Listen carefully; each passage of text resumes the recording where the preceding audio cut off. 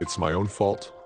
When I was a kid, I saved up my allowance and some money from selling junk to buy a really cool Game Boy. I could play tons of games on it, but I didn't dare bring it home. My grandma would have gone crazy if she saw me with such a luxury item. So I hid it in a corner of the storage shed and would sneak out to show it off to the neighborhood kids. I had a close friend in the neighborhood, and I whispered to him, "I hid the Game Boy in the shed. You can go get it and play whenever you want." I told him that in the afternoon, and by the next afternoon, it was gone. Furious, I ran home and told my grandma, "My friend stole my game console." She asked, "What console? Where did you keep it that he could take it?" I confessed everything. She tapped me on the head, then took me to my friend's house to get it back. His whole family denied it, saying, "We don't know anything about a console. This one was bought for our son." My grandma said, "He's dirtier than a pile of trash. Let's go home, son." She gave me money to buy a new one and told me, "Him taking your stuff is his karma, but you showing it off, making him greedy, and then telling him where you hid it, that's your fault. All you can do is blame yourself for being naive." I was so upset back then because I felt like I hadn't done anything wrong, but once I got the new console, I forgot all about it. I was just a kid. The problem is within myself.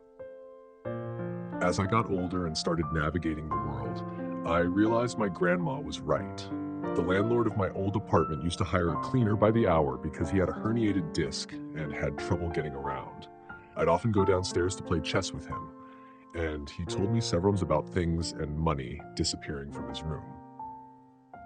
I asked, "Why don't you check the camera or call the police?" He said, "There are no cameras, and there's no need to call the police. Sometimes people do desperate things when they're hungry. They might not have taken it otherwise, but the sight of careless valuables ignited their greed. The fault is mine for not putting things away carefully, so I didn't make a big deal of it." He just quietly stopped hiring that person and said his niece was coming from the countryside to study and could help him instead. Thinking back to my grandma's words, I realized she was right. No one else is the problem. The problem is within myself. When something bad happens, I need to look at myself first before blaming others.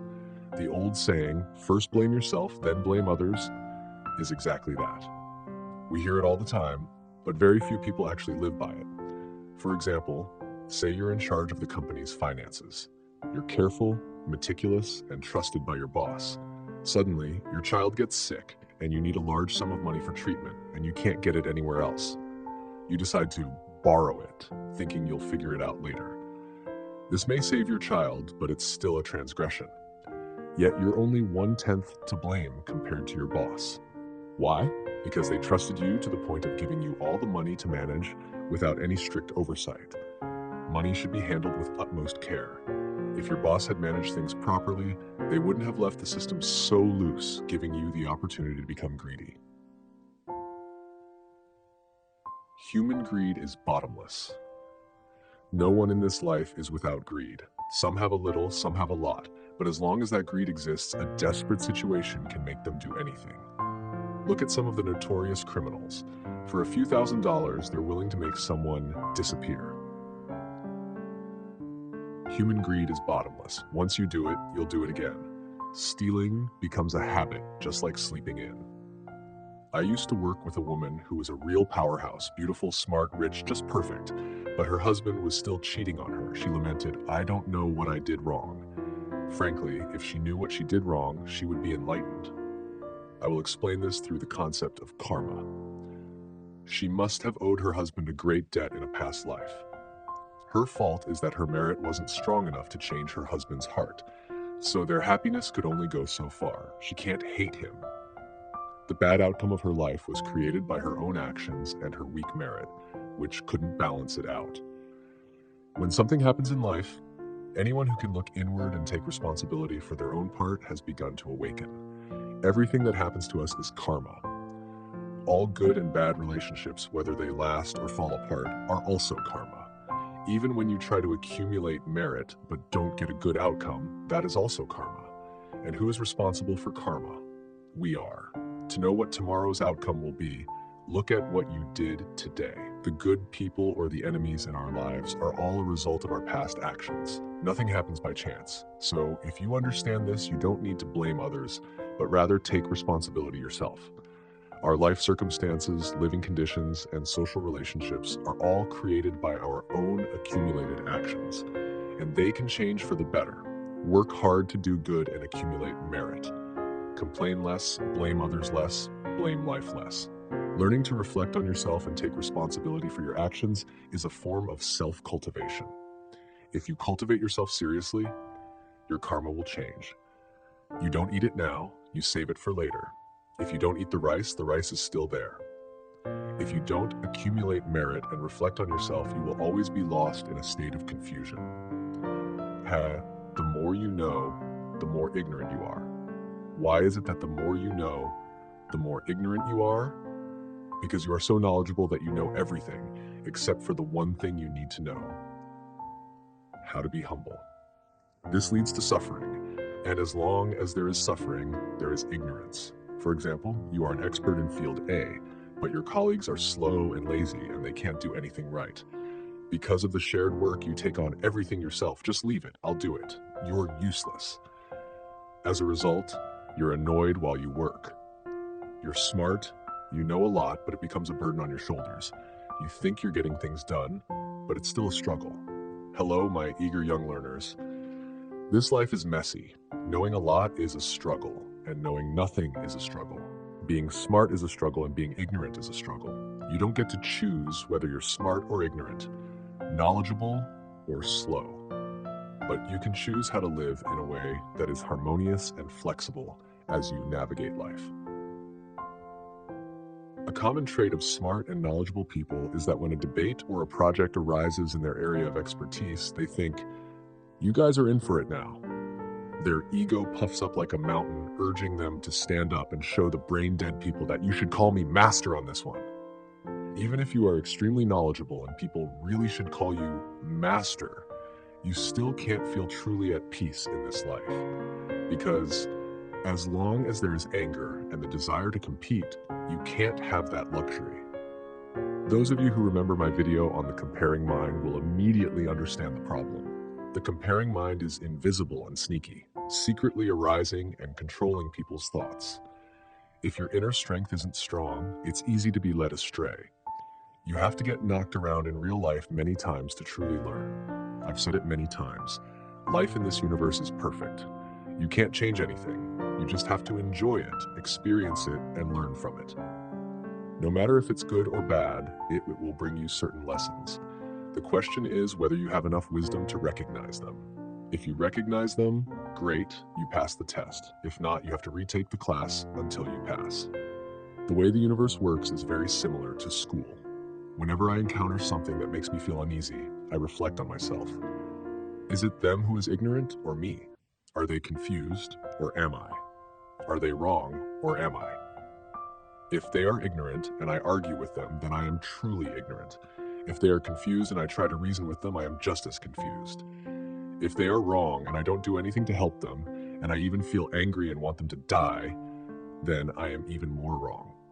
So why work to build up your inner strength, to maintain peace of mind in life?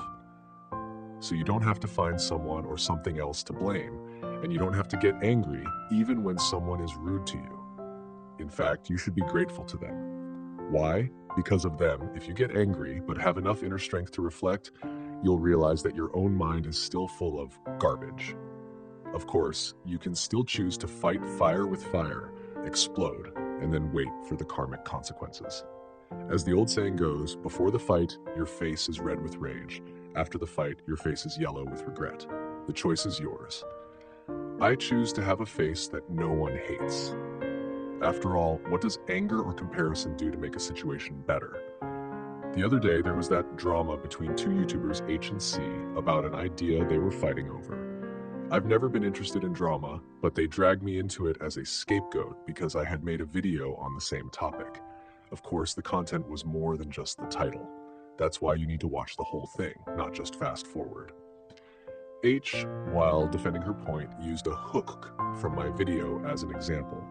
C messaged me for an objective opinion. I was objective and watched both channels, and I did notice some strange similarities from H's channel. I just said what I saw, and my opinion to C didn't favor either person. Of course, replying to the message was a mistake on my part. I admit my ignorance. Fans of C said I got paid to make a video for H, and now I had to message C to clarify. H's fans believed their idol and thought I was really defending H. How ridiculous. I don't even know these two people. How could I defend either one of them? I got a bad reputation for no reason, but I didn't get angry about it. I accepted it. I had anticipated that something like this might happen, so I just calmly went on with my work. Karma doesn't miss a single moment. I learned my lesson. Next time I'll have to play dumb to enjoy peace. A few more brushes with reality and I'll have more lessons to apply to my spiritual path. Of course, these brushes need to be handled with some wisdom because sometimes you only get one chance to learn a lesson.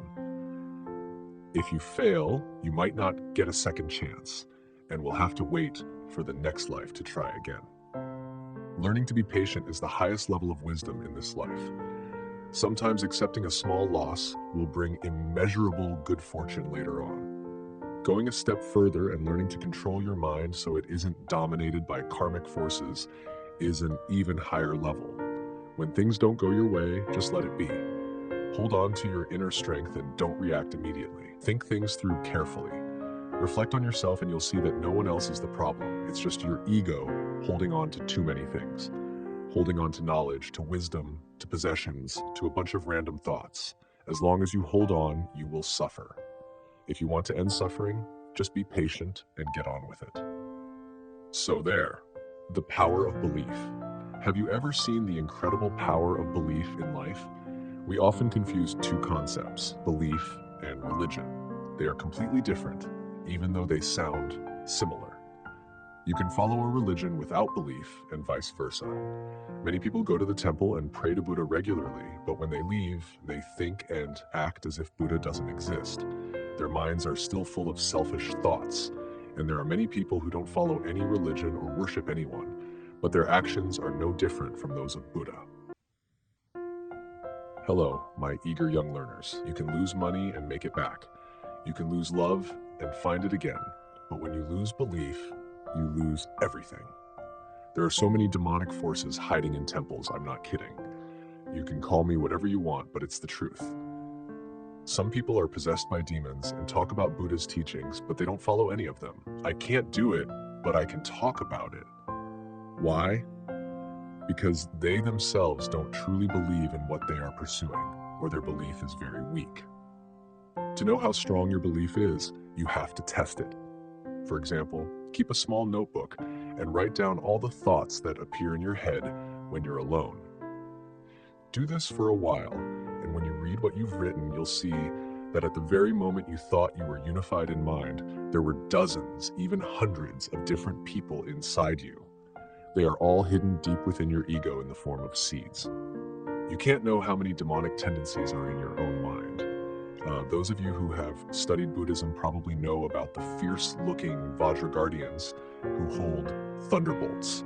They protect the belief of followers, protect the true Dharma, and subdue demonic forces. I try to avoid going into too much detail about religion to avoid being accused of proselytizing, but I have to talk about the Vajra guardians so you can understand that once your belief is protected, you have nothing to fear in this life. When I was little, I used to ask my grandma, "Do you believe in nirvana?" She would say, "I believe very much." And because she believed, she diligently did good and avoided evil every day. I personally don't care much about whether nirvana is real or not, but if you believe in something that makes you a better, kinder, and more loving person, then whether that thing truly exists or not no longer matters. To live a better life, your motivation to live must be strong. And to have a strong motivation, your belief must also be incredibly high. Let's go back to the Vietnam War era. How did the communist prisoners of war in South Vietnamese prisons survive the miserable time in captivity? They were just skin and bones, covered in injuries. Was it because they were given ginseng every day? Yes, that's right. Their ginseng was their belief that the resistance will surely win. They had to hold on and live until the day of total victory. They didn't know when that day would be, but they knew they could only walk out of prison when they won.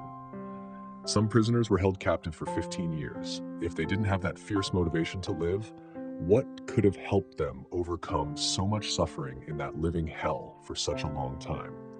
It was belief. People often say, "You think you can win with just belief?" Well, that's exactly how we won. The power of belief defeated the world's number one superpower and the fourth ranked military power. The whole world has acknowledged this. If you believe that you will live a good and kind life, you will live a good and kind life just as you believe in yourself. On the other hand, if you don't, even a little difficulty will be enough to make you give up on life. Your belief will ultimately decide almost all of your actions and a part of your future outcomes. Now that you've heard this, do you see?